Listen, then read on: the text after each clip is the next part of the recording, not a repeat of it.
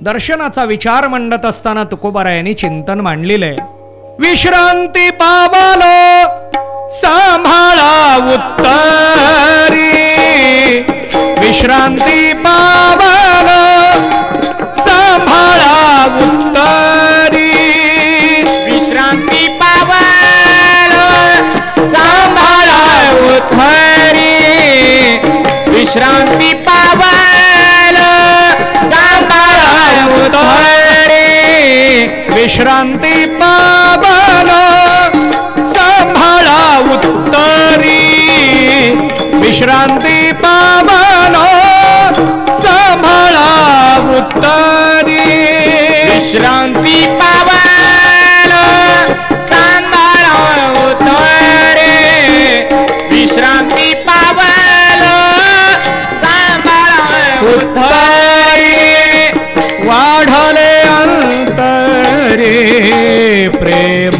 सुख, वाढले अंतरे प्रेम सुख, विश्रांती पावलो सांभाळा उत्तरी, विश्रांती पावलो सांभाळा उत्तरी, वाढवे अंतरे प्रेम सुख, वाढवे अंतरे प्रेम सुख, विश्रांती पावलो सांभाळा उत्तरी, विश्रांती पावलो सांभाळा उत्तरी,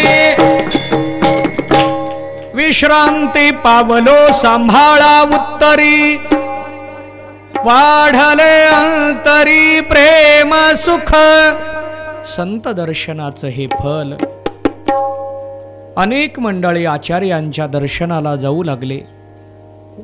हस्तामलकाच्या मातापित्यांनाही वाटलं आपणही दर्शन घ्यावं आणि हस्तामलकालाही दर्शन घडवावं. आचार्यांच्या समोर गेले, आपण दर्शन केलं आणि हस्तामलकाला दर्शन घडवत असताना शंकराचार्यांना विनंती करू लागले, प्रार्थना करू लागले की याच्यावर तुम्ही कृपा करा, त्याचं कल्याण झालं पाहिजे. शंकराचार्यांनी पाहिल्याबरोबर लक्षात आलं ब्रह्मतेज ओसंडत होतं आणि त्यामुळे त्यांच्या लक्षात आलं की हा सामान्य नाही. शंकराचार्य त्याच्याबरोबर बोलू लागले, तू कोण आहे, कुठून आला, कुठं जायचंय. 8 वर्षानंतर पहिल्यांदा हस्तामलक बोलू लागले, मी कुठून आलो नाही, मला कुठं जायचं नाही, जाणं येणं माझ्याकडं संभवत नाही. मी देह नाही, मी यक्ष नाही, मी किन्नर नाही, मी मनुष्य नाही, मी स्त्री नाही, मी पुरुष नाही, मी ब्रह्मचारी नाही, मी गृहस्थी नाही, मी ब्राह्मण नाही, मी क्षत्रिय नाही. जाणं येणं माझ्या ठिकाणी नाही. भगवद्गीतेमध्ये आत्म्याच्या बाबतीमध्ये असं चिंतन आपल्याला पाहायला मिळतं. नैनम छिंदन्ति शस्त्राणि नैनम दहति पावका न चिक्लेदयत्यापो न शोष्यते मारुता. त्याचं छेदन होत नाही. अच्छेद्यो यमदायो यमक्लेद्यो शोष्य एवच. त्याचं कशाने छेदन होत नाही, त्याचं शोषण होत नाही, कारण त्याच्याकडं जाणं येणं नाही. हस्तामलक आचार्यांना सांगू लागले की जाणं येणाऱ्यामध्ये मी नाही, मग मी कोण, तू कोण आहे. निजबोध रूप हा, मी आत्मस्वरूप आहे. आत्मस्वरूप आहे हे शब्दात सुद्धा व्यक्त करता येत नाही, कारण ती स्थिती अनिर्वचनीय आहे, अवाच्य आहे. पण 2 महात्म्यांच्या संवादामध्ये हस्तामलकाने सांगितलं की मी हे नाही, मी हे नाही, मी हे नाही. प्रकृती धर्मानुसार हा विचार त्यांनी सांगितला की मी हे नाही, मी हे नाही. मग मी कोण आहे, आत्मस्वरूप आहे. शुकाचार्य ही आत्मस्वरूप होते, त्यामुळं ते बाहेर यायला तयार होईनात. बाहेर यावं तर मायेचा प्रभाव आहे. पण शुकाचार्यांच्या वडिलांना म्हणजेच व्यासांना वाटायचं की त्याच्यावर आपण संस्कार केले पाहिजे, त्याचं कल्याण झालं पाहिजे, पितृधर्मानुसार आपण आपलं कर्तव्य केलं पाहिजे. शुकाचार्य म्हणायला लागले की तुम्ही मला बाहेर या म्हणताय, पण तुमचं मी का ऐकावं? मला बाहेर यायचं नाही, कारण बाहेर मायेचा प्रभाव आहे. व्यास महर्षी शुकाचार्यांना म्हणू लागले की तुला माया कळते तर मायेची भीती कसली? ज्याला माया कळते त्याला मायेची भीती कसली? तो म्हणायला लागला मी तुमचं कसं ऐकू, तुम्हीच मायेमध्ये आहेत. जो मायेमध्ये नाही त्याचं मी ऐकेन. तुमच्यावरच मायेचा प्रभाव आहे. तुम्ही माझे वडील आहात म्हणून सांगताय, म्हणजेच नातं सांगताय, नात्यातून संस्कार करण्याचा विचार सांगताय, म्हणजेच मायेचा तुमच्यावर प्रभाव आहे. तर मी तुमचं ऐकून बाहेर का येऊ? एक उदाहरण मांडतो म्हणजे विषय सर्वांच्या लवकर लक्षात येईल. एक साधक अगदी जन्मल्याबरोबर त्याला एका महात्म्यांच्या आश्रमामध्ये आणून सोडलं. तो आश्रम घनदाट अशा जंगलामध्ये, अरण्यामध्ये होता. त्या बाळाला जग माहीत नव्हतं, जगाचा कधी संबंधच आला नाही. तो लहानाचा मोठा आश्रमात झाला. आश्रमात येणाऱ्या लोकांचीच त्याची भेट व्हायची आणि तिथंच त्याची वाढ झाली. तो तारुण्यामध्ये आला, येणा जाणाऱ्या लोकांच्या बरोबर आश्रमातच बोलायचा. त्यामुळे त्याच्या मनामध्ये विचार आला की आपण ही जग पाहून यावं. पण पाहायला जाताना गुरु महाराजांना विचारून गेलं पाहिजे, न विचारता कसं जावं, म्हणून तो गुरु महाराजांच्याकडे आला आणि गुरु महाराजांना म्हणू लागला, महाराज मला जग पाहण्याची इच्छा निर्माण झालेली आहे. गुरु महाराज त्याला म्हणायला लागले, ही दुर्बुद्धी तुला कशी सुचली? जग पाहणं दुर्बुद्धी कशी सुचली? तो म्हणायला लागला, येणा जाणारे लोक दर्शनाला आपल्याकडे येतात, त्यांच्याबरोबर गप्पा होतात, बोलणं होतं, आणि त्यातून माझ्या मनामध्ये विचार आला की आपणही जगामध्ये फिरून यावं. बघा, काही जणांना फिरायला जायचं असतं, पण ते दर्शनाचा विचार समोर मांडून फिरायला निघतात. कुणी खरेदीचा विषय मांडून फिरायला निघतं. कोण कोणता विषय मांडेल, पण फिरायला जाण्याच्या विषयीचा विचार असतो तो त्याच्याही मनामध्ये निर्माण झाला. त्यावेळेला गुरु महाराज त्याला म्हणायला लागले, अरे बाबा, तुला जग पाहण्याची इच्छा झाली, पण तुला जग माहीत नाही. या जगातले लोक खूप वाईट आहेत. तू जगामध्ये फिरायला गेल्यानंतर तुझ्या बरोबर भांडण करतील. तुला हे माहीत नाही, त्यामुळं तू फिरायला कसं जाणार? तो म्हणायला लागला, महाराज, ते कसे का असेनात, आपण चांगलं असलं म्हणजे झालं. ते भांडण करायला लागले, त्याचे मी उपकारच मानेन. गुरु महाराज म्हणायला लागले, त्याचे उपकार कसे मानणार? ते फक्त भांडणच करायला लागले, शिव्या तर नाही दिल्या ना? गुरु महाराज म्हणायला लागले, काही लोक तुझ्याबरोबर केवळ शब्दानं भांडण करणार नाहीत तर शिव्याही देतील. तो म्हणायला लागला, त्यांचेही मी उपकार मानेन, त्यांनी फक्त मला शिव्याच दिल्या, मारलं तर नाही ना? गुरु महाराज म्हणायला लागले, काही लोक तुला जगामध्ये असे भेटतील की तुला केवळ शिव्या देऊन थांबणार नाही, तुला मारतील. तो म्हणायला लागला, त्यांचेही मी उपकार मानेन, त्यांनी फक्त मला मारलेलं आहे, इंद्रिय निकामी केलं नाही ना, म्हणून मी त्यांचे उपकार मानेन. गुरु महाराज म्हणायला लागले, काही लोक तुला असे भेटतील तुझं इंद्रिय सुद्धा निकामी करतील. हा म्हणायला लागला, त्यांचेही मी उपकार मानेन. माझं केवळ इंद्रिय निकामी केलेलं आहे, माझा प्राण तर घेतला नाही ना? गुरु महाराज तसं म्हणायला लागल्यानंतर गुरु महाराज म्हणायला लागले, तुझा प्राणही घेणारे लोक तुला भेटतील. त्यावेळेला तो म्हणायला लागला, त्यांचेही मी उपकार मानेन. या मायेच्या बाजारामध्ये जीवन जगणं खूप अवघड आहे. स्वतः देह त्यागणं आत्महत्या ठरते, पण त्यानं मला सहज यातून बाहेर काढलं म्हणून मी त्याचे उपकार मानेन. गुरु महाराज त्याला म्हणायला लागले, आता तू जगामध्ये फिरण्याच्या पात्रतेचा झाला, खुशाल जगात फिरून ये. असंग वृत्तीनं जो जगतो तो कुठेही गेला तरी त्याला कशाचाही स्पर्श होत नाही. असंग वृत्ती असली पाहिजे. कमळ पाण्यामध्ये असतं, हा दृष्टांत आहे, शास्त्रीय दृष्टांत आहे. नलिनी दल मंबवत,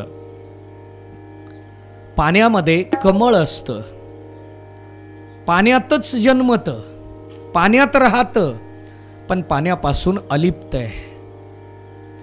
कमळावर, कमळाच्या पानावर जर पाणी टाकलं तर तो थेंब तसाच त्याच्यावर फिरतो, पण ते फूल किंवा ते पान ओलं होत नाही, ते त्याचा स्पर्श करून घेत नाही, राहतं त्याच्यामध्ये, पण त्याच्याहून अलिप्त आहे. त्याप्रमाणे संसारामध्ये, देहामध्ये, जगामध्ये राहायचं आहे, पण अलिप्त राहायचंय, असंग राहायचंय. असंग राहावं याच्यासाठी तुकोबाराय एके ठिकाणी विचार मांडतात. न करी रे संग राहे रे निशाळ, न करी रे संग राहे रे निशाळ, न करी रे संग राहे रे निश्चळ, न करी रे संग राहे रे निश्चळ, न करी रे संग राहे रे निशाळ, न करी रे संग राहे रे निशाळ, न करी रे संग राहे रे निश्चळ, न करी रे संग राहे रे निश्चळ. लागोने दिमळ मातेचा, लागोने दिमळ ममतेचा, ममतेचा, या नावे अद्वैत खरे ब्रह्मज्ञान, या नावे अद्वैत खरे ब्रह्मज्ञान. लागोने दिमळ ममतेचा, लागोने दिमळ ममतेचा, या नावे अद्वैत खरे ब्रह्मज्ञान, या नावे अद्वैत खरे ब्रह्मज्ञान. न करी रे संग राहे रे निशाळ. राहायचंय पण असंग वृत्तीनं राहायचंय.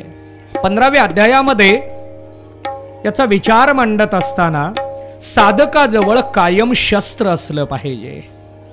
साधक जो आहे त्याचं 24 तास युद्ध आहे असं तुकोबारायांचं म्हणणं आहे. रात्रंदिवस महायुद्धाचा प्रसंग, जग आणि मन अंतर्बाह्य. साधकाचं युद्ध कधी मनाबरोबर असेल, कधी जगाबरोबर असेल. जगाबरोबरचं युद्ध म्हणजे भांडण नव्हे, मायेबरोबरचं युद्ध. कधी बाह्य युद्ध असेल, कधी अंतर्युद्ध असेल.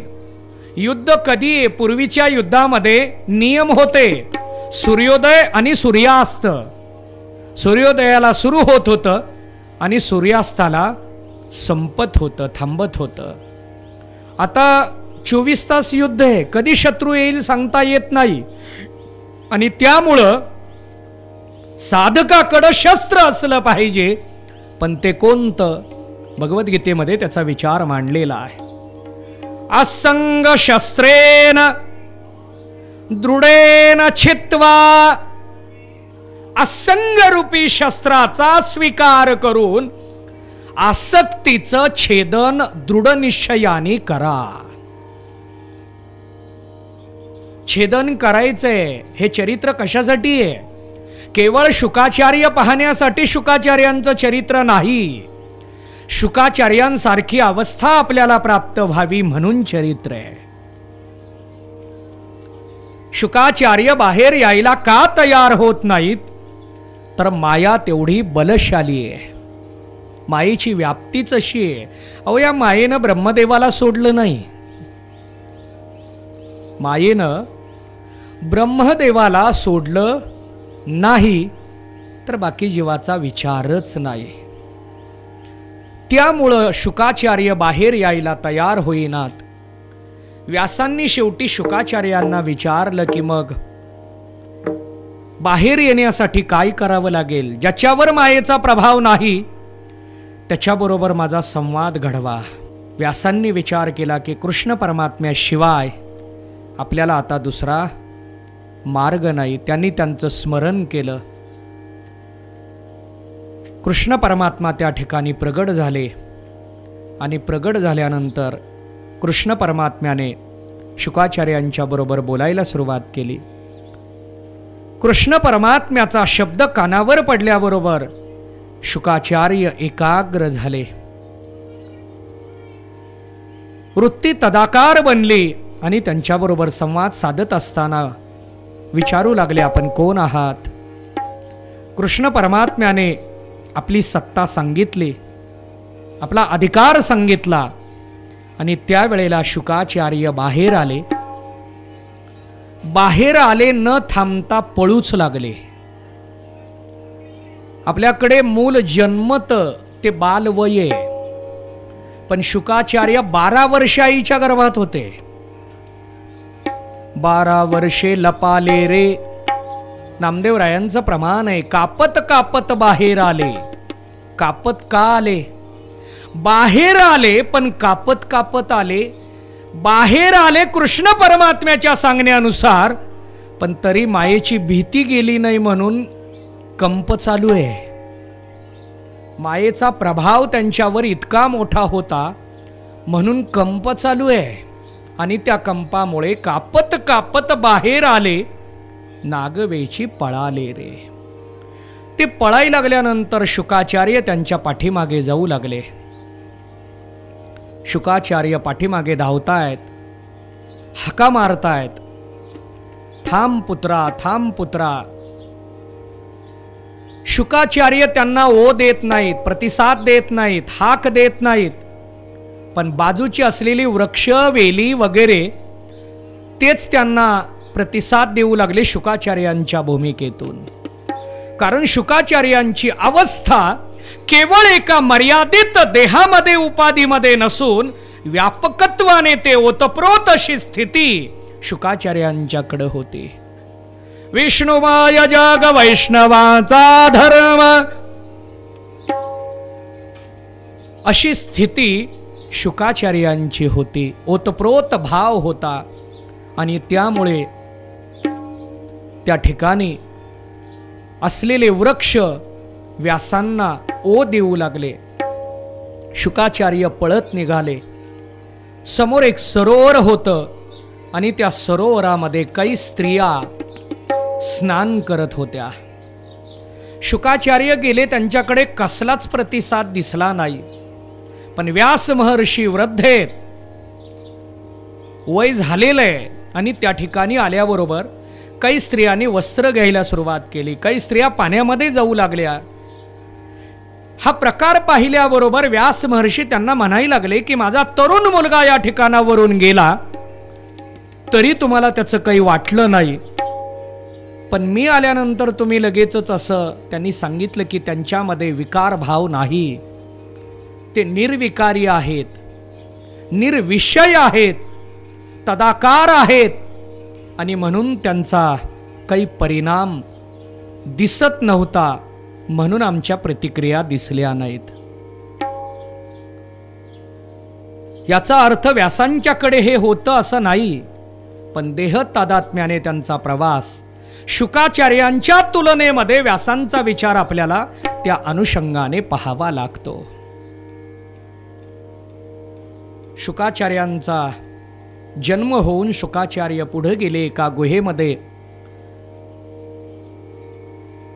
राहू लागले आणि तिथं त्यांचं एकांतामध्ये चिंतन सुरू झालं. आपण ही थोडंसं संकीर्तन करूया आणि मग आपल्याला पुढचा विचार पाहायचा आहे. श्रीकृष्ण गोविंद हरे मुरारे, हे नाथ नारायण वासुदेवा. श्रीकृष्ण गोविंद हरे मुरारे हे नाथ नारायण वासुदेव श्री कृष्ण गोविंद हरे मुरारे हे नाथ नारायण वासुदेव श्री कृष्ण गोविंद हरे मुरारी हे नाथ नारायण वासुदेव हे नाथ नारायण वासुदेव हे नाथ नारायण वासुदेव हे नाथ नारायण वासुदेव हे नाथ नारायण वासुदेव हे नाथ नारायण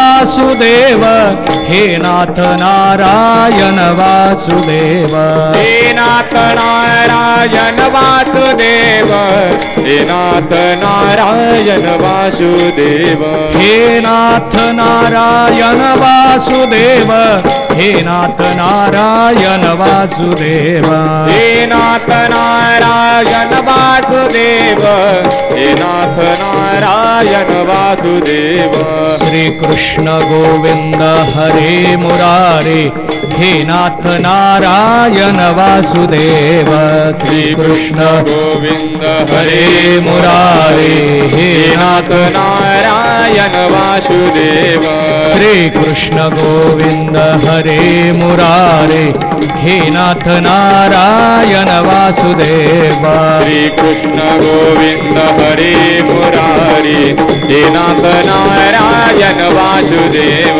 हे नाथ नारायण वासुदेव हे नाथ नारायण वासुदेव हे नाथ नारायण वासुदेव हे नाथ नारायण वासुदेव हे नाथ नारायण वासुदेव हे नाथ नारायण वासुदेव हे नाथ नारायण वासुदेव हे नाथ नारायण वासुदेव श्री कृष्ण गोविंद हरे मुरारे हे नाथ नारायण वासुदेव श्री कृष्ण गोविंद हरे मुरारी हे नाथ नारायण वासुदेव श्री कृष्ण गोविंद हरे मुरारे हे नाथ नारायण वासुदेव श्री कृष्ण गोविंद हरे मुरारी हे नाथ नारायण वासुदेव श्री कृष्ण गोविंद हरे मुरारे हे नाथ नारायण वासुदेव श्री कृष्ण गोविंद हरे मुरारी हे नाथ नारायण वासुदेव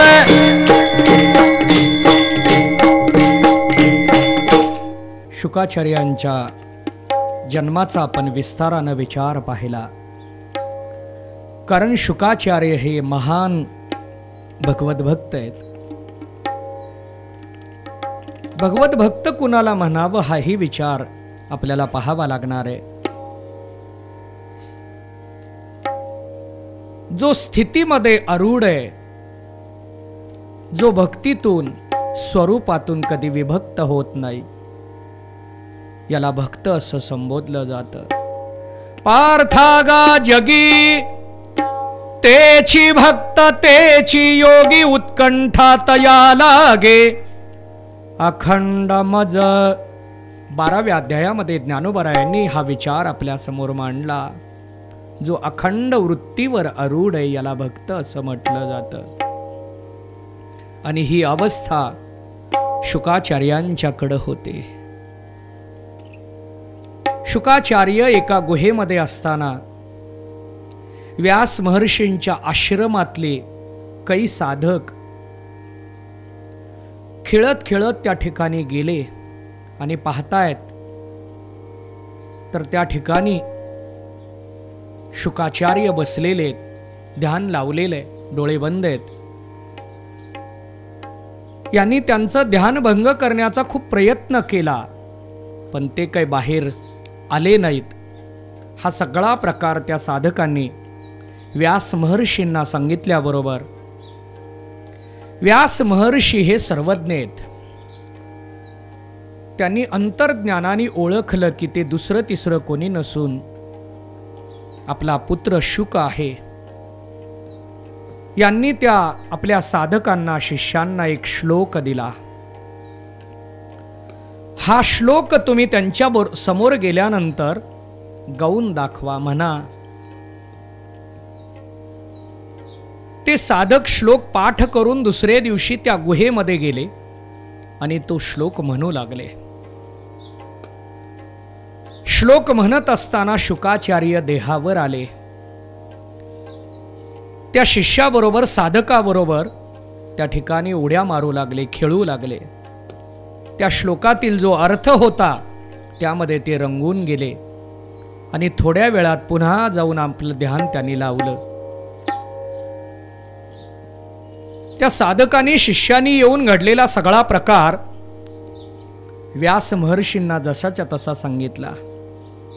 व्यासांच्या लक्षात आलं की आपण दिलेल्या श्लोकातला अर्थ त्यांच्या लक्षात आला. निर्गुण निराकार अव्यक्त असलेला परमात्मा सगुण झाला आणि हा सगुण लीला लाघवी परमात्मा भक्तासाठी काय काय करतो. या परमात्म्याची लीला अगाध आहे आणि असा हा परमात्मा, त्याची लीला अवर्णनीय आहे असा विचार त्यांनी पाहिला. पण खरंच हा ईश्वर आहे का? हा कृष्ण परमात्मा म्हणजेच ईश्वर आहे का? असा प्रश्न निर्माण झाला आणि पुन्हा ते आपल्या ध्यानामध्ये बसले. व्यासांनी साधकांना दुसरा श्लोक शिकवला, त्यांच्या लीलाचं वर्णन करणारा.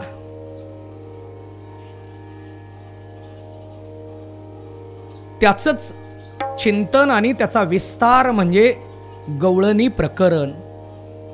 बघा, आपल्याकडे भजनामध्ये अभंग म्हणत असतानाचा आनंद आणि गवळणी म्हणत असतानाचा आनंद वेगवेगळा आहे. कारण गवळणीमध्ये जे शब्द आहेत, ती शब्दरचना, त्याच्या पाठीमागचा भाव, त्यामध्ये असलेलं प्रेम हे विलक्षण आहे. आणि त्यामध्ये वर्णन करत असताना आपल्या समोर काही अभंग पाहायला मिळतात. नवल केवडे केवडे न कळे कानोबाचे कोडे. हा लीला लाघवी परमात्मा, पण याचं कोड कोणाला सुटलेलं नाही. पण याचं नवलय हा लीला लाघवी आहे असा विचार अनेक गवळणीमध्ये आपल्याला पाहायला सापडतो. याला काय एकदा पाहिलं की वृत्ती ही अनात्मा पदार्थाकडे जात नाही. ती वृत्ती कुठं जाते? मै भूली घर जाने बाट, गोरस बेचेन आई हाट, कानारे मनमोहन लाल, सब हे बिसरू देखे गोपाल. असा हा लीला लाघवी परमात्मा, त्याचं वर्णन त्या श्लोकातून केलेलं. तो श्लोक व्यास महर्षींचे शिष्य साधक शुकाचार्यांच्या समोर गाऊ लागले आणि गात असताना शुकाचार्य वृत्तीवर आले आणि त्याच्यामध्ये पुन्हा उड्या मारून रंगू लागले. शुकाचार्यांनी त्या साधकांना विचारले की हा श्लोक तुम्हाला कोणी शिकवला?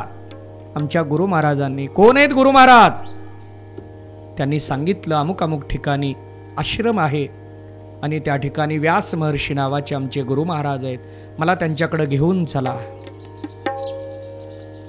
शुकाचार्य व्यास महर्षींकडे आले. व्यासांनी ओळखलं आणि त्यावेळेला व्यासांनी शुकाचार्यांना भागवत सांगितला. आपण चतुश्लोकी भागवताचा परंपरेनं विचार पाहिला. भगवान विष्णूने ब्रह्मदेवाला हा भागवत सांगितला. ब्रह्मदेवानी नारदांना सांगितला, नारदांनी व्यासांना सांगितला आणि व्यासांनी शुकाचार्यांना सांगितला. शुकाचार्यांनी पुढं परीक्षितीला विस्तारानं म्हणजेच व्यास कथेतून सांगितला. आपण काल याचं चिंतन पाहिलेलं आहे. व्यास कथा आणि समास कथा. समास कथा म्हणजे थोडक्यात सूत्रबद्ध आणि व्यास कथा म्हणजे विस्तीर्ण, विस्ताराची, व्यापक. चतुश्लोकी भागवताच्या माध्यमातून समास कथेचं नियोजन आहे ते शुकाचार्यांच्या पर्यंत. पण शुकाचार्यांनी पुढे परीक्षितीला सांगितली ती व्यास कथा सांगितली. इथं परीक्षितीचा विचार पाहत असताना आपल्याला पांडवांचं चिंतन करावं लागतं, तर परीक्षितीपर्यंत पोहोचता येणार आहे. परीक्षितीजवळ जर पोहोचायचं असेल तर आपल्याला पांडवांचा विचार करावा लागणार आहे. यामध्ये कौरव पांडवांचं युद्ध ठरलं, जाहीर झालं. आणि युद्ध जाहीर झाल्यानंतर धर्मराजाला वाटायला लागलं की हे युद्ध होऊ नये, कारण धर्मराजा हा नेहमीच धर्माचरणाने वागणारा. काही जणांना चांगलं वागा असं सांगावंच लागत नाही, विचारामध्ये चांगुलपणा असतो. आणि काही जणांना वाईट वागा असं सांगावं लागत नाही, विचारातच वाईटपणा असतो. पण विचारात वाईटपणा असला आणि सत्संग घडला तर तो वाईट विचार बदलू शकतो. वाईट विचारामध्ये परिवर्तन होऊ शकतं. कुणाकुणाचं झालं. अनेक चरित्र आपल्याला पाहायला मिळतात. वाल्या कोळ्याचे वाल्याचे वाल्मिकी बनले वाईट विचारातून. सुरुवातीला वाईटच आहे, दुष्ट आहे, दुराचारी आहे, पण ते वाल्मिक ऋषी झाले. अजामेळा दुराचारी आहे पण कृतार्थ झाला. पुतना दुराचारी आहे, कृतार्थ झाली. असुर योनीमध्ये आपल्याला अनेक प्रकारचा विचार या ठिकाणी पाहता येणार आहे.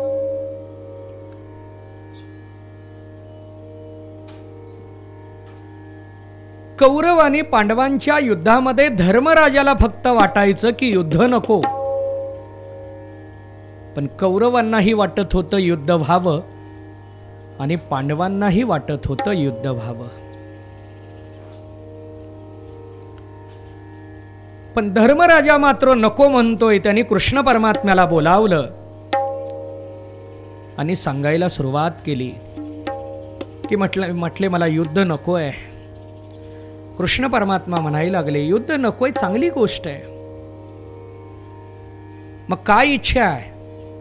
काही नाही, शिष्टाई केली पाहिजे. आपण एक वेळेला आणखी प्रयत्न करावा, युद्ध थांबवण्याचा आपण प्रयत्न करू. थांबलं तर चांगली गोष्ट आहे. त्यावेळेला कृष्ण परमात्मा धर्मराजाला विचारू लागले की शिष्टाईला जाताना कोणी जावं? धर्मराजा म्हणायला लागले तुमच्यासारखा दुसरा मध्यस्थी आम्हाला कोणी भेटेल का? तुम्हीच गेलं पाहिजे. मध्यस्थी कोण आहे याच्यावर सगळा व्यवहार अवलंबून असतो, कारण तो दोन्ही बाजू सांभाळत कुठं काय गळी उतरवेल काही सांगता येत नाही. त्यामुळं कृष्ण परमात्म्याला निवडलं आणि त्यांना सांगितलं की तुम्ही जा आणि तिथं जाऊन सांगा की धर्मराजाला युद्ध नको आहे. मग मागणी काय करावी? अर्धराज्य. जर अर्धराज्य द्यायला ते तयार नसतील तर 5 गावं मागा. 5 गावं जरी दिली उदरनिर्वाहासाठी तरी आपल्याला युद्ध टाळता येणार आहे.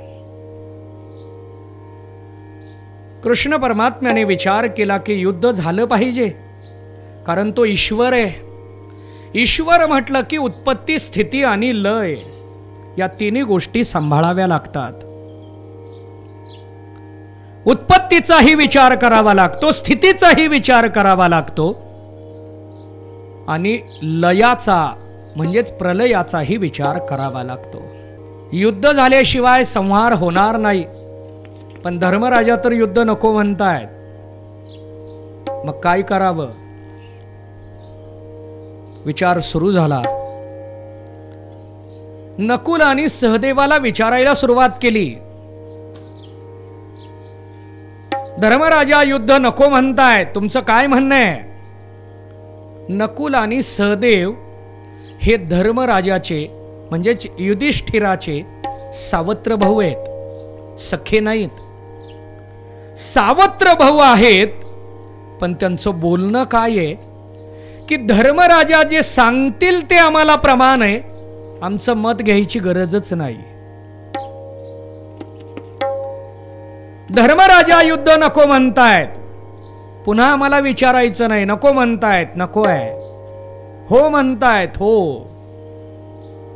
आम्हाला विचारायचंच नाही. हे झाले तिघे. कृष्ण परमात्मा विचार करू लागले की युद्ध नको म्हणणारा वर्ग वाढायला लागला, काय करावं. कृष्ण परमात्म्याने अर्जुनाला विचारलं, युद्ध करावं का? केलंच पाहिजे, कारण आपल्यावर खूप मोठा अन्याय झालेला आहे, म्हणून युद्ध केलं पाहिजे. कृष्ण परमात्मा विचार करू लागले, आता करू म्हणणारा एक तरी भेटला. भीमाला विचारलं, भीमाने सांगितलं नक्की केलंच पाहिजे. धर्मराजाला लक्षात येत नाही काय करावं, पण युद्ध केलंच पाहिजे हा विचार भीम सांगायला लागले. कृष्ण परमात्मा विचार करू लागले, नको म्हणणारे तिघेत, हो म्हणणारे दोघेत, म्हणजे पारड जड आहे नको म्हणणाऱ्याचं, बहुमत आहे, काय करावं. त्यांनी द्रौपदीला विचारलं, युद्ध करावं का करू नये.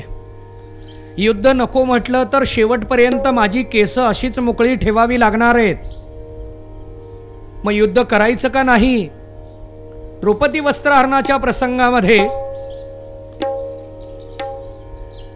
हे चरित्र आपल्याला पाहायला मिळतं. द्रौपदी वस्त्रहरण हे द्रौपदीचं प्रारब्ध आहे. वस्त्रहरण हे तिचं प्रारब्ध आहे, पण ती भगवत भक्त असल्यामुळे तिचं प्रारब्ध तिला भोगायला लावलं, पण तिला विवस्त्र होऊ दिलं नाही. ही भगवत कृपा आहे. भगवत कृपेच्या माध्यमातून तिचं रक्षण केलं, पण तिला प्रारब्धातून बाहेर काढलं नाही.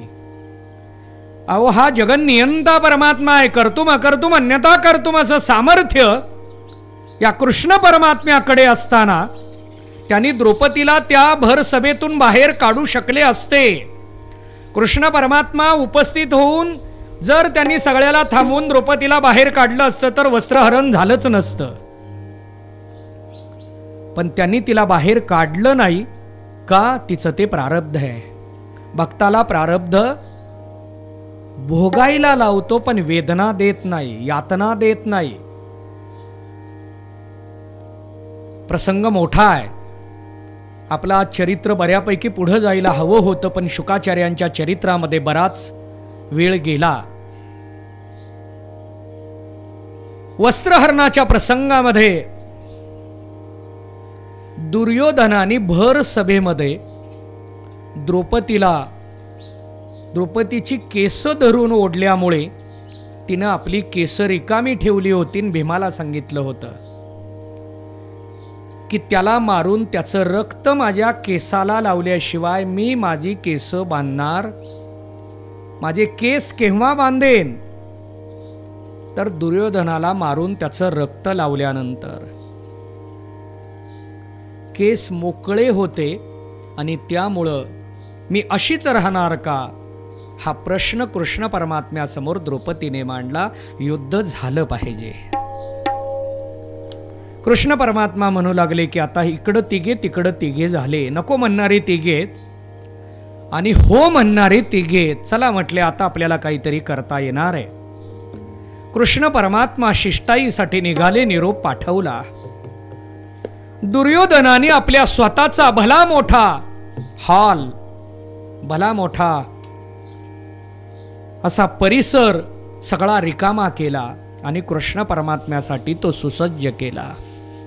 आपला राजवाडा सगळा रिकामा करून कृष्ण परमात्म्याला उतरण्यासाठी तो सुसज्ज केला. आपल्या राज्यामध्ये जेवढ्या मौल्यवान वस्तू आहेत त्या सगळ्या मागवल्या.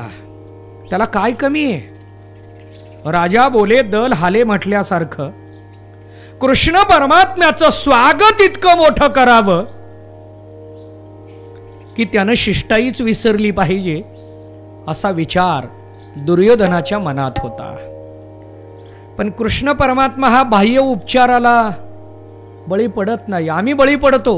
हार मोठा घातला पुन्हा कीर्तनाला येतो, आम्ही बळी पडतो. बरोबर आहे. पण कृष्ण परमात्मा बाह्य उपचाराला बळी पडणारा नव्हता. पण दुर्योधन मात्र अल्पज्ञ. त्याला वाटलं की आपण बाह्य उपचार मोठ्या प्रमाणात करूया, म्हणून राज्यातल्या जेवढ्या मौल्यवान वस्तू आहेत त्या सगळ्या मागवल्या.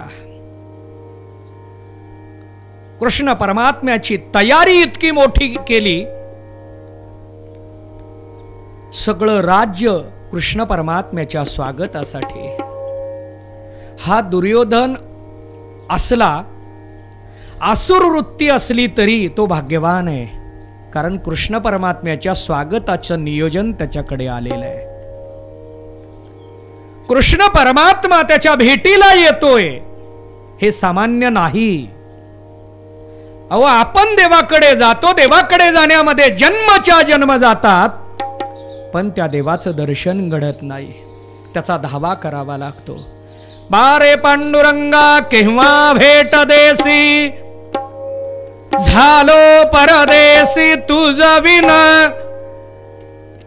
वारीच्या माध्यमातून, दर्शनाच्या तीर्थयात्रेच्या माध्यमातून आपण देवाकडे जातो.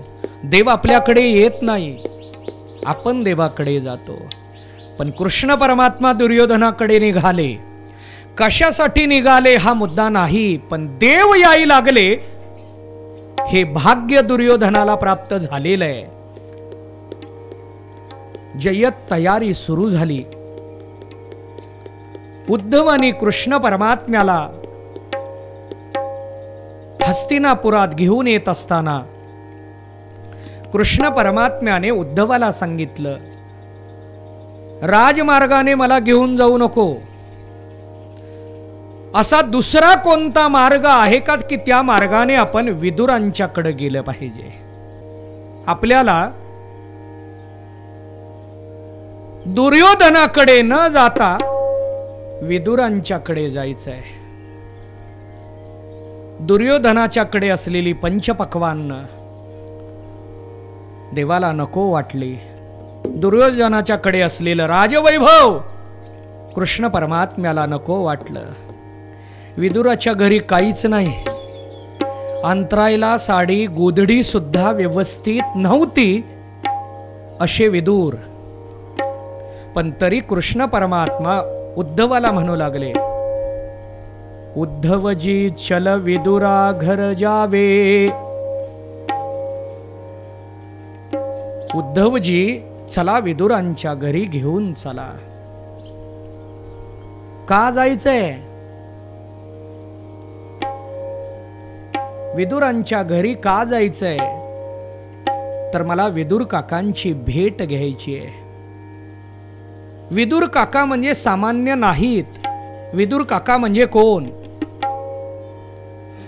प्रत्यक्षात यमधर्माचा अवतार म्हणजे विदुर. या ठिकाणी मांडव्य ऋषींची कथा आपल्याला पाहावी लागते.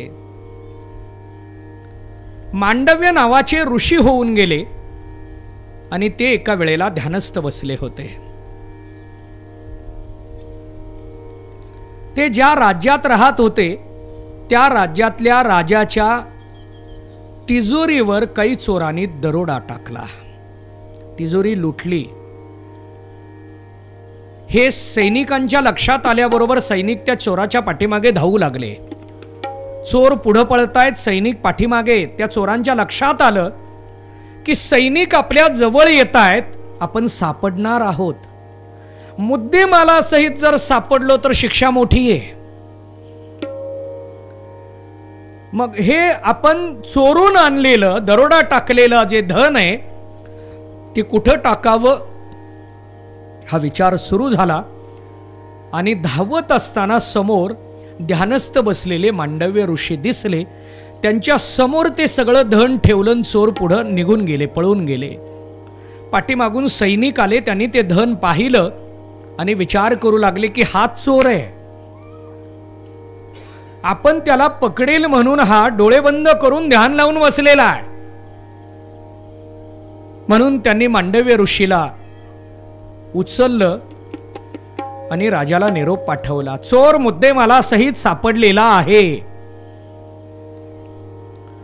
राजाला बातमी कळाली म्हणून राजाने तिथूनच चोर न पाहता शिक्षा सांगितली, त्याला सुळावर द्या. पूर्वी सुळावर म्हणजे फाशी देण्यासाठी एक पद्धत होती. लोखंडाचा सूळ असायचा, लोखंडाचा मोठा खांब, त्याला एक टोक असायचं आणि ते टोक असं बारीक सूक्ष्म आणि कार असायचं. त्याच्यावर कंठ ठेवायचा. कंठ ठेवला की याला ते दाबलं जायचं आणि तिथंच त्याचा प्राण जायचा. अशी सुळावर देण्याची पूर्वीची पद्धत होती. त्या मांडव्य ऋषीला सुळाकडे आणलं, राजाच्या आज्ञेप्रमाणे सुळावर चढवलं. सुळावर चढवल्याबरोबर सुळाचा आणि मांडव्य ऋषीचा स्पर्श झाला की त्या सुळाचं झालं पाणी. कारण त्या महात्म्यांची तपश्चर्याच इतकी मोठी होती. त्याचं झालं पाणी. पाणी झाल्यामुळे ही बातमी राजाला कळली. राजेसाहेब आले धावत पळत, पाया पडू लागले. त्या मांडव्य ऋषीला म्हणू लागले, मला क्षमा करा, मला माफ करा, माझ्याकडून अपराध झाला.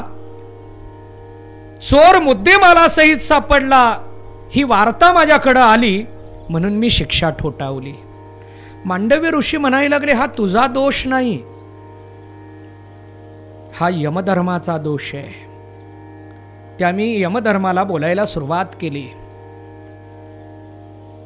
माझा कोणताही या ठिकाणी अपराध नसताना तू मला सुळावर चढवण्याचा प्रसंग माझ्या समोर का मांडला? माझ्या जीवनामध्ये हा प्रसंग का निर्माण झाला? मी आत्ता चोरीमध्ये किंवा कोणत्याच अपराधात आत्ता नाही, पण तरी मला या ठिकाणी हा प्रसंग तू माझ्या समोर मांडून हा भोग दिला कशासाठी? यमधर्माने सांगितलं की तुम्ही बालवयामध्ये असताना तुमच्याकडून एक अपराध घडलेला आहे आणि त्याची शिक्षा मला तुम्हाला द्यायची होती, म्हणून मी हा प्रसंग तुमच्या समोर उभा केला. त्यावेळेला मांडव्य ऋषी म्हणू लागले, यमधर्मा, बालवयामध्ये अजाणतेपणातून जर एखादी चूक झाली तर त्याची शिक्षा स्वप्नात द्यायची असते. हा नियम तुला माहित नाही का? तू जागृतीमध्ये ही शिक्षा मला का दिली? म्हणून तुला 3 जन्म घ्यावे लागतील, हा मी शाप देतो. यमधर्माला मांडव्य ऋषींनी शाप दिला, 3 जन्म तुला घ्यावे लागतील. यमधर्माने सांगितलं, तुमचा शाप खरा होणार, कारण तुम्ही तपस्वी आहात. तुम्ही तपस्वी असल्यामुळे तुमचा शाप खरा होणार, पण मला राजकुमार करू नका, दासीपुत्र करू नका आणि चांडाळ करू नका. मांडव्य ऋषीने सांगितलं, हेच 3 जन्म तुला घ्यावे लागतील, कारण जे तू नको म्हणतो ते निर्माण झाल्यानंतरच तुला वेदना होणार आहेत, आणि वेदना म्हणजे शिक्षा आहे. शिक्षा केली पण वेदना झाली नाही म्हटल्यानंतर त्याला शिक्षा कसं म्हणावं?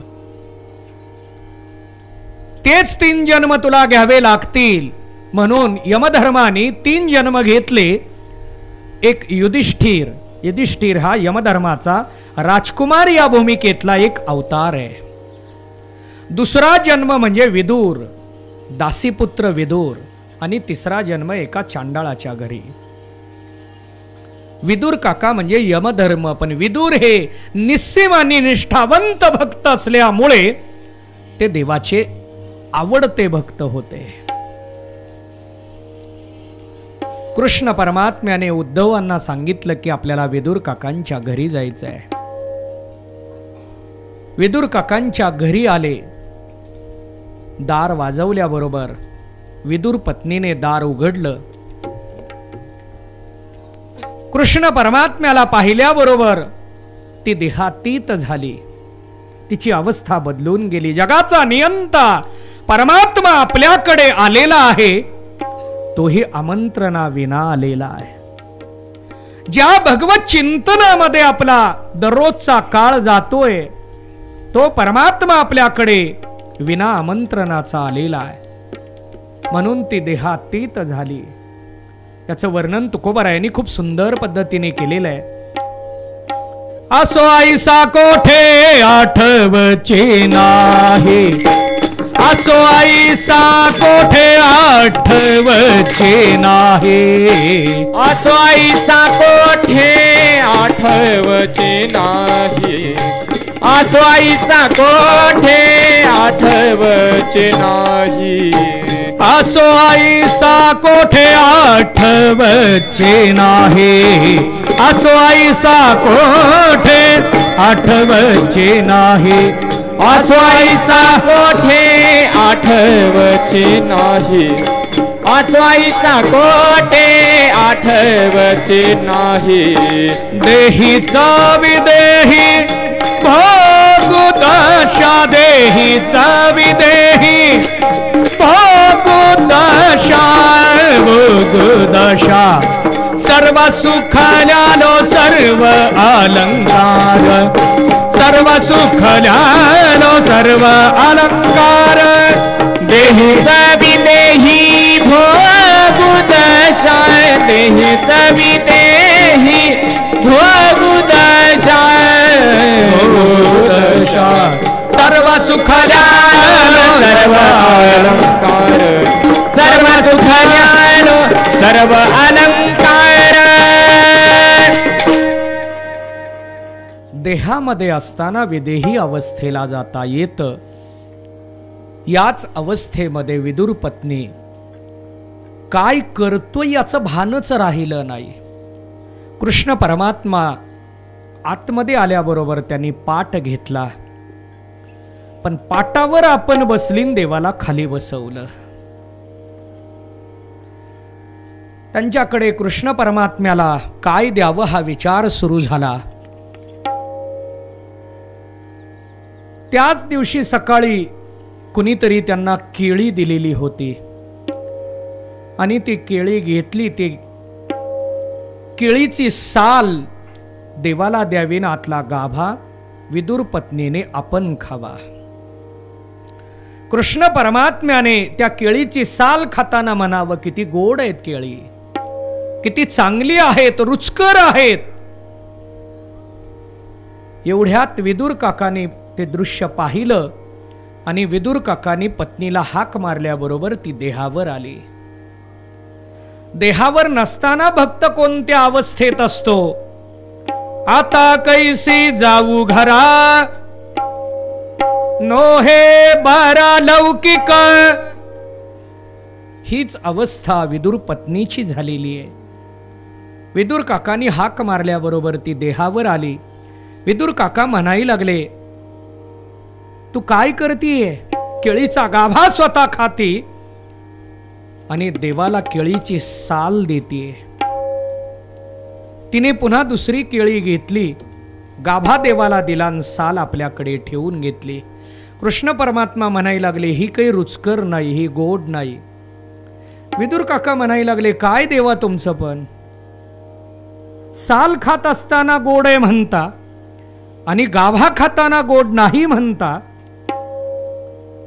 त्यावेळेला देवाने सांगितलं की मला मिळाला तो फक्त गाभाच मिळाला पहिल्यांदा, कारण तो विदुर पत्नीच्याकडे जात होता. म्हणजे आतमध्ये कृष्ण परमात्मा आहे आणि अंतर्यामी असलेल्या परमात्म्याला ती केळी खऱ्या अर्थानं मिळाली. या बाबतीमध्ये एक दृष्टांत मांडला जातो. एक वारकरी आळंदी ते पंढरपूर आणि पंढरपूर ते आळंदी नेहमी वारी करत असायचा. काही जण वारीशिवाय दुसरं काही विश्वच नसतं, नित्यनेमाचे वारकरी. आपण वारकरी म्हणजे वर्षाचे वार्षिक वारकरी, आपण वर्षातनं एकदा पंढरपूरला जाणारे. पण काही मासिक महिन्याला वारीला पंढरपूरला जातात. नव्हे, पंढरपूरवरून आळंदीला जायचं आणि आळंदीवरून पंढरपूरला यायचं. पंढरपूरला येत असताना मार्गावर एके ठिकाणी त्याचा मुक्काम झाला. ज्या घरी मुक्काम होत होता तो गृहस्थही देवाचा निस्सीम भक्त होता. आपल्या शेतामध्ये जे जे पिकेल ते पहिल्यांदा देवाला द्यावं हा त्याचा स्वभाव होता. त्यांच्याकडं आंबे भरपूर होते. आणि म्हणून त्यांना काही आंबे दिले, 5 आंबे त्यांच्याकडे दिले आणि त्यांना सांगितलं की हे आंबे तुम्ही देवाला समर्पण करा, म्हणजे मला बाकीचे आंबे वापरता येतील, देवाला वाहिल्याशिवाय मी हे घेणार नाही. बघा आपल्याकडे सुद्धा पूर्वी स्वयंपाक करताना महिला छोटी भाकरी करायची आणि ती अग्नीला द्यायची. पहिल्यांदा देवाला द्यायचं मग आपण घ्यायचं, हा प्रकार होता म्हणू का आहे म्हणू, होता. त्या भक्ताचाही तसाच विचार असायचा की आपल्या घरातली कोणतीही वस्तू नवीन आली की ती समर्पण करावी, काही पिकलं की ते देवाला द्यावं आणि मग आपण घ्यावं. त्या वारकऱ्याने ते 5 आंबे घेतले, वारीला आला. पण वारीला येत असताना दशमीच्या रात्री त्यानं एक आंबा खाल्ला.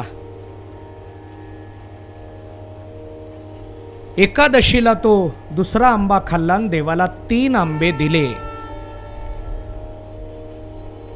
देवाला 3 आंबे दिले, देवाचं दर्शन घेतलं, देवाला सांगितलं अमुक अमुक ग्रहस्थाने हे आंबे दिलेले आहेत म्हणून ते अर्पण केले.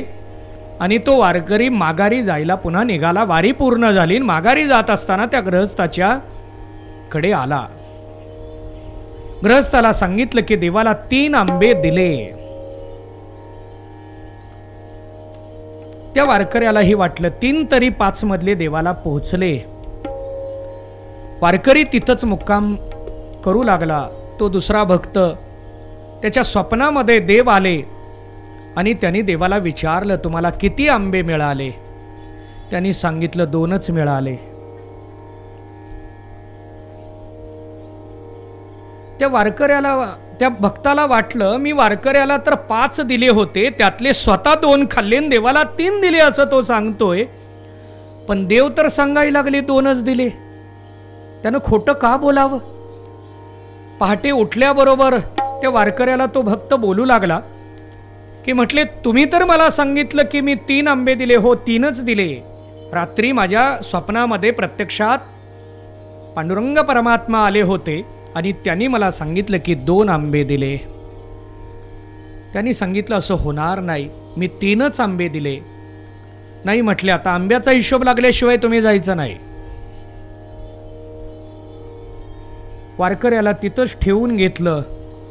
रात्री पुन्हा देव त्यांच्या स्वप्नात आले. तो भक्त म्हणायला लागला की वारकरी सांगतायत 3 दिले, तुम्ही सांगताय 2 दिले. पांडुरंग परमात्मा त्यांना म्हणायला लागले माझ्या पायावर अर्पण केले ते 3 होते, पण वारकऱ्यांनी खाल्ले ते मला मिळाले ते 2 मिळाले. माझ्या समोर वाहिले ते 3 आहेत, पण मला मिळालेले 2 आहेत. आपला दृष्टांत संपला. त्याप्रमाणे विदुर पत्नीने गाभा घेतला आणि साल देवाला दिली. तो गाभा देवाला अर्पण झाला म्हणून देव म्हणत होते की साल खाताना सुद्धा केळी खूप रुचकर आहे. अंतःकरणामध्ये जर भगवत भाव असेल तर ते समर्पण खऱ्या अर्थानं देवाला ठरतं. कृष्ण परमात्मा विदुर काकांना म्हणायला लागले की मी दुर्योधनाकडे जाणार नाही, काही भोजनाचं नियोजन इथंच करावं लागणार आहे. विदुर काकांच्या घरी काहीच नव्हतं, त्यांना कशाचीच काळजी नसायची, म्हणजे प्रपंचाचा विषयच नव्हता. सतत भगवत चिंतनामध्ये रममान राहणारे विदुर काका, घरामध्ये काहीच नव्हतं. 18 विश्व दारिद्र्य त्यांच्याकडे. पण अशा विदुर काकांच्या पत्नीने काय करावं असा विचार करत असताना विदुर काकांनी सांगितलं बघा म्हटले घरामध्ये काही आहे का. शोधाशोध सुरू झाली आणि कन्या कराव्या म्हणून शोधत असताना काही अगदी ओंजळवर कन्या मिळाल्या. कन्या करायचा विचार सुरू झाला. त्यांच्याकडे कन्या करण्यासाठी दूध नव्हतं, नव्हे ताक सुद्धा नव्हतं. पाण्यामध्ये कन्या सुरू झाल्या. पाण्यामध्ये कन्या केल्या आणि देवाला भोजनासाठी बसवलं. देव भोजनाला बसले, कन्या वाढल्या, पण त्या कन्यामध्ये कन्या कमीन पाणी जास्त होतं. त्यावरून त्या कन्याची नावं सांगितली जातात. श्री कन्या, जय कन्या, जय जय कन्या. श्री कन्या म्हणजे ताकात केलेल्या, जय कन्या म्हणजे त्यामध्ये कन्या भरपूर पाणी कमी, आणि जय जय कन्यामध्ये पाणी भरपूर कन्या फक्त टाकल्या म्हणायला टाकलेल्या. अशा जय जय कन्या कुणासाठी? देवासाठी. पंचपक्वान्नाचा बेत दुर्योधनाकडे असताना सुद्धा देव त्या पंचपक्वान्नाकडे गेले नाहीत. पण आम्हाला मात्र वारीमध्ये, सप्ताहामध्ये, कीर्तनामध्ये, कीर्तनाला गेल्यानंतर पंचपक्वान्नाचा बेत असावा वाटतो. आपल्याला साधं भोजन चालत नाही, पण कृष्ण परमात्म्याला मात्र कन्या वाढल्या. देव म्हणायला लागले की अशा कन्या मी पाहिल्याच नाहीत. मी गोकुळामध्ये होतो त्यावेळी तिथं ताकाचे सरोवर होते, पण कन्या नव्हत्या. ताक होतं, कन्या नव्हत्या. आता कन्येत ताक नाही. असंच होतं बऱ्याच वेळा. दात असतात, चणे नसतात. चणे असतात, दात नसतात. दात चणे असतात, वेळच नसतो. असं बऱ्याच वेळा घडत असतं. कृष्ण परमात्म्याच्या समोर त्या कन्या वाढल्या की पाणी, कन्या एकीकडं पाणी एकीकडं व्हायला लागलं, म्हणून देवाने हाताने त्या कन्याला सावरायला सुरुवात केली. दोन्ही हाताने कन्या सावरत असताना खायचं कशाने? म्हणून देव त्या ठिकाणी चतुर्भुज झाले, असं चरित्र आहे. देवाने 4 हात त्या ठिकाणी प्रगट केले आणि कन्या खायला सुरुवात केली. त्या कन्या खात असताना देवाने आनंदामध्ये खाव्या आणि त्या कन्याचं कौतुक करावं. किती रुचकर आहेत, किती चांगल्या आहेत. कारण देवाला वस्तूपेक्षा भाव हा अपेक्षित असतो. पत्रम पुष्पम फलम तोयम यो मे भक्त्या प्रयश्यती. आम्ही भावाचे पाहुणे भलते या. ज्ञानोबरायांनी विचार मांडला. देव हा भावाचा भुकेला आहे. थोर प्रेमाचा भुकेला, थोर प्रेमाचा भुकेला, थोर प्रेमाचा भुकेला, थोर प्रेमाचा भुकेला, थोर प्रेमाचा भुकेला, थोर प्रेमाचा भुकेला, थोर प्रेमाचा भुकेला, थोर प्रेमाचा भुकेला. हाची दुष्काळ दयाला, हाची दुष्काळ दयाला, थोर प्रेमाचा भुकेला, थोर प्रेमाचा भुकेला. हाची दुष्काळ दयाला, हाची दुष्काळ दयाला, थोर प्रेमाचा भुकेला, थोर प्रेमाचा भुकेला, थोर प्रेमाचा भुकेला. हाची दुष्काळ तयाला. देव हा प्रेमाचा भुकेला आहे आणि त्यामुळे त्या कन्या खात असताना त्याचं कौतुक करू लागले. कृष्ण परमात्म्याला विदुर काकांचा तो सन्मान हा वैकुंठातल्या भोगापेक्षा सुद्धा मोठा वाटू लागला. विदुर काकांचा अधिकार इतका मोठा होता की कृष्ण परमात्म्याने न बोलावता सुद्धा, न धावा करता सुद्धा विदुरांच्याकडे देवाचं येणं घडलं. केवळ येणं नाही, वास्तव्य घडलं.